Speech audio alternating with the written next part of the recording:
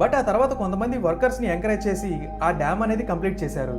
But అప్పుడు మళ్ళీ వాళ్ళకి మెర్మేడ్స్ అనేవి కనిపించలేదు. అయితే ఇదే కాదు, 1943లో కూడా రెండవ ప్రపంచ యుద్ధ టైంలో ఒక వెల్ యాక్యుమెంటెడ్ మెర్మేడ్ గురించి అయితే డీటెయిల్స్ అయితే తెలుస్తూ ఉంటాయి మనకి.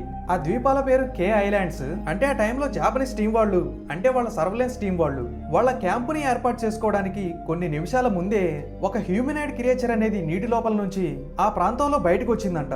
దాని యొక్క ఫేస్ అనేది చాలా డిఫరెంట్ గా ఉంది, దాని యొక్క నోర్ అనేది చాలా డిఫరెంట్ గా ఉంది.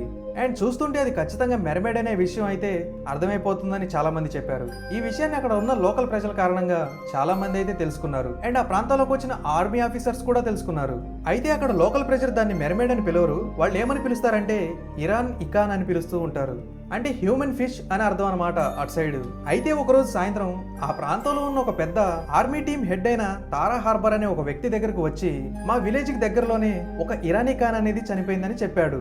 అండ్ మీరు కావాలనుకుంటే దాన్ని చూడొచ్చని కూడా చెప్పాడు. సో ఇమీడియట్ గా ఆ ప్రాంతానికి అతను పరిగెత్తుకుంటూ వెళ్తే అతనికి అక్కడ ఒక క్రియేచర్ అయితే కనిపించింది. ఆ క్రియేచర్ నేల మీద పడుకొని ఉంది. దానికి red colour and brown colour mix అయిపోయి ఉన్న హెయిర్ అయితే కనిపించింది. అండ్ ఆమె స్పైన్స్ అనేవి మెడ వరకు ఉన్నట్టు కనిపిస్తున్నాయి.